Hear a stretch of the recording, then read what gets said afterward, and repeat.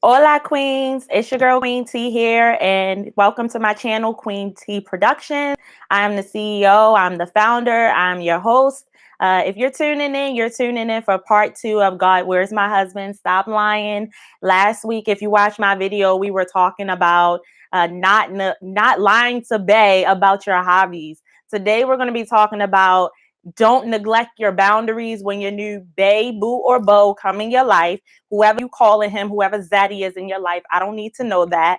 But we're talking about not neglecting your boundaries. A little bit about me. You're probably wondering, who the heck am I? Well, if you see the photo behind me, that's me, your girl, Queen T. I have a book, 3 Rings and a Promise. And what makes me qualified to talk to you about God, Where's My Husband, is I actually had 3 engagement rings. No, not just by one guy. I've had 3 rings by 3 different men in a span of 5 years. I'm telling y'all, it's hectic. I hope that y'all can hear me because my computer is kind of having a catastrophe, but I'm not even fooling with it. I'm going to keep going. So, sorry for my mic, but I want to make sure y'all can hear me, okay? All right. So last week we talked about not lying about your hobbies. And just to recap on that, as far as talking about your hobbies and things, I told you about how in my book there was an ex, whereas though I lied about being an extreme video gamer, but I didn't know that I was lying. But I knew that I didn't have my own hobbies. So I noticed how I was taken to his hobbies and trying to adopt them as my own. So what does this mean? This means that I didn't have my own identity. This means that I was just looking for something to just tag along with. And in the end, I became very depressed. And I talked about how I kidnapped the video game. Yeah, we're going to talk about kidnapping the video game as if it's a person, because as much time as these fellas are spending with the video games, it might as well be. I'm just saying, I'm just a messenger. But today we're going to talk about not neglecting them boundaries when your boo, beau, or bae comes up in your life, whoever Zaddy is. Y'all like how I say Zaddy? Yeah, I just caught on to that. Don't try to steal my word. But no, I think that's like a new like millennial term. No, Zaddy. I like it though. Zaddy. Zaddy. It sounds pretty good. What y'all think? But yeah, if you want to take advantage of the 7 things to not do when you want the ring, I also have an ebook. It is very short. I believe it's about 27 pages. You can take advantage of that. I'm going to list the link below this video so that you can download it immediately. If you want to get a copy of 3 Rings and a Promise, you can grab that as well. I'm going to put the link below. All right, let's jump into this. When I'm talking about not neglecting your boundaries, what am I saying? If you notice in my book, 3 Rings and a Promise, I talked about how I had a strong addiction to sex. And it doesn't mean that I was out here going around having sex with willy-nilly anybody. It was just that I could not refrain from having sex with the men that I talked to, I dated, or the men that I was engaged with, of course. And to me, sex became very much a distraction. Whenever he did something crazy, I'm telling y'all, all he had to do was swing the wood. Yes, I did say it, swing the wood. And then it was like I had amnesia. Like, I'm telling y'all, it will do that to y'all. But I'm not here to tell you to be celibate. I'm not here to tell you that, celibacy will bless your life. I'm trying to tell you it's some good time with God. And it's not even good time with God, it's good time with yourself. Remember, time with yourself is important. And we're trying to prepare ourselves for our God ordained husbands. We're not trying to say God lying out here in these streets, right? I know you saw my title and that made you click on it because it said God stop lying. Because some of us be thinking God be lying, but he not lying. He just really wants us to spend time with him, time with ourselves, so that we're able to figure out what do we like. We're able to figure out what our hobbies are. We're able to not have to lie about hobbies, right? Like I did with my ex and probably some other exes, because the relationships just didn't work, y'all. Even though I had 3 engagements, I swear to you, I never made it down one aisle to say I do. I'm not ashamed of that. That's my story. That's my testimony. You can make fun of me. I don't care, because I'm here standing proud, because I'm going to help these ladies get the real ring, and we're going to get the real ring together. Okay. For Zaddy. Zaddy. I just like saying that, y'all. I'm sorry. This thing is such a distraction. Oh my goodness. I'm sorry, y'all. I use it to wipe my screen. All right. So not neglecting your boundaries. And we talk about celibacy, or maybe you have like this 90-day rule with Bay, like how Steve Harvey has Act Like a Lady, Think Like a Man. The book that he wrote, not just the movie, you got to read the book. The book is really good. he's talking about this 90-day rule that a lot of women will have. And I believe in the movie, Megan Good was actually playing the character who wasn't trying to give up the cookie till the 90 days. So what we don't want to do is, when we are allowing a new bae or zaddy to come in our life, we want to make sure that we're sticking to it, right? If 90 days is your limit, don't allow anybody around you in your circle, in your platform, to try to change your mind otherwise.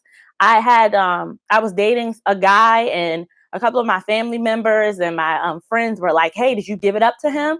And I was like, "No." And they were just like, "Why not? You know, he gonna run away." And I said, "Well, if he run away and he can't respect that I want him to wait, then he ain't the one for me, right?"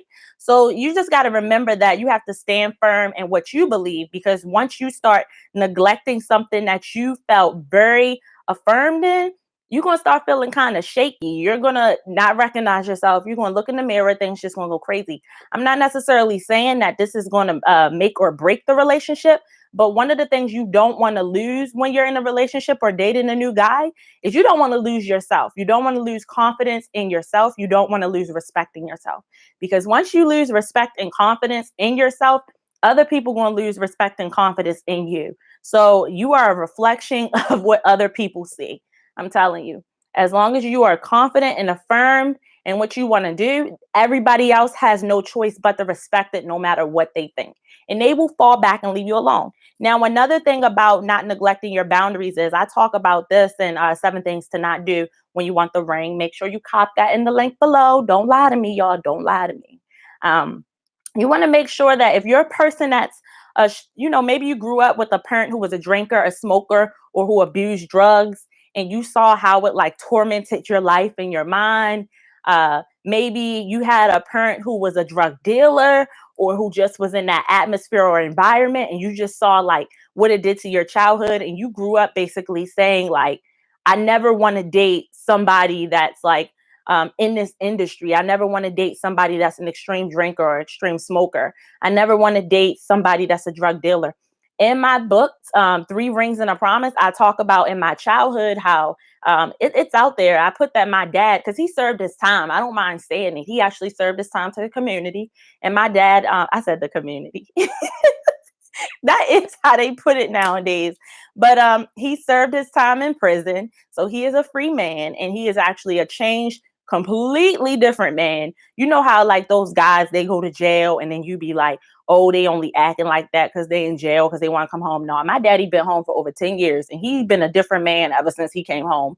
And I don't know, he just real different. And I thank God for it. But in 3 Rings and a Promise, I talk about how my dad was a drug dealer and how it broke up my mom and dad's relationship. I also go on to say that years later, I got into a relationship with a guy who was a drug dealer. And I didn't understand what I was addicted to. But it was just a real bad run. It was just a real bad relationship, real bad vibe. I can't really explain it. You have to get 3 Rings and a Promise. That's me just trying to get you to buy the book. Don't fault me for that. But anyway, yeah, I told myself that I saw what that did to my family, how it broke me apart, how it started this path for me to start becoming very promiscuous and wanting to explore what sex was and feeling like I needed men to want and need me. It all resulted from that. So the fact that like here I was dating a guy who was a drug dealer, and I thought that maybe, oh, me and him were supposed to be like me and my mom and dad reincarnated or something in the future. It's crazy. I neglected my own boundaries. And I posted something like this on my Twitter and on my Instagram. I'm probably gonna get it wrong because sometimes God will like give me like things to say. If y'all been paying attention to my IG, make sure you follow me at the real Tarjed. God just been giving me some funny stuff to say. Like I just be like, you really want me to post this? You really want me to post this, God? I'm gonna post it. But yeah. I posted something, I think it was last week. I posted something and it was talking about like how when you date somebody, they should never, I'm getting the wording wrong, but I'm telling you it's around the concept. Whenever you date somebody, if somebody really loves you, they would never put you in a predicament that'll jeopardize your character or make you seem kind of faulty in yourself. And I know that I misquoted that because the way that God sent it to me, it flowed so well. But you have to think about that.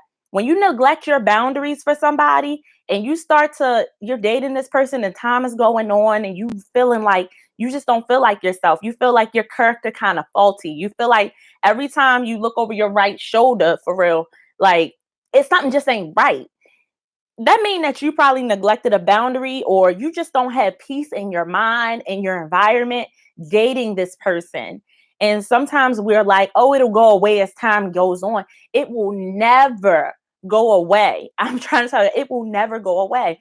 It is like a nerve wracking, if something you want is peace, and it is like a nerve-wracking like noise in your head, like you can't sleep, you can't really go out with your girlfriends and like have a good conversation without it coming to your mind, wondering if he out here doing something shanky, if he's an extreme drinker, maybe he gets like really angry and over the top, because like it's not really good for us to date men that are quick to anger. That type of stuff can lead to domestic violence.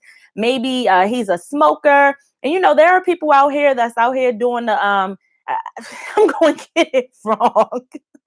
There are people that are out here chief keefing. I don't know if that's a real word. I think I heard my little teenage sister say it.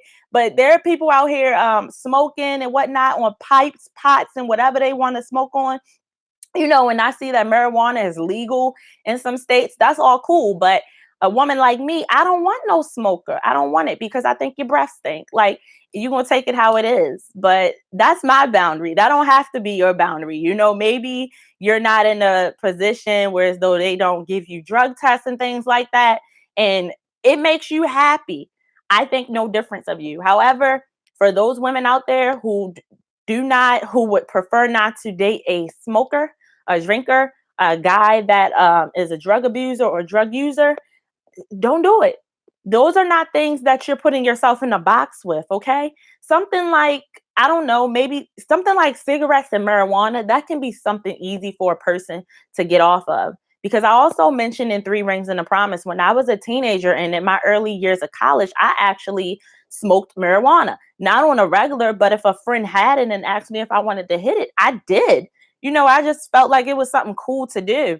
But as I got older and in college, I realized like I want a real job. Like I want a grown woman job. And I was dating a guy that kept smoking, and then he was smoking cigarettes too, and his breath was stinky. Y'all, don't get me started because I'm getting real comfortable on here with y'all.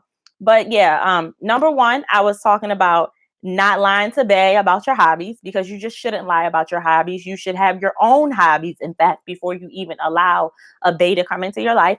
And this one, I'm talking to you about not neglecting your boundaries, because when you neglect your boundaries, you start to second guess your own character. And when you're second guessing your own character, it's really hard for you to focus on the prize, and it's really hard for you to focus on your relationship with God. And when your relationship with yourself is not intact, you're unable to even hear from God clearly, and you're unable to even follow in his steps accordingly on what you should be doing, because there's something going on in your life.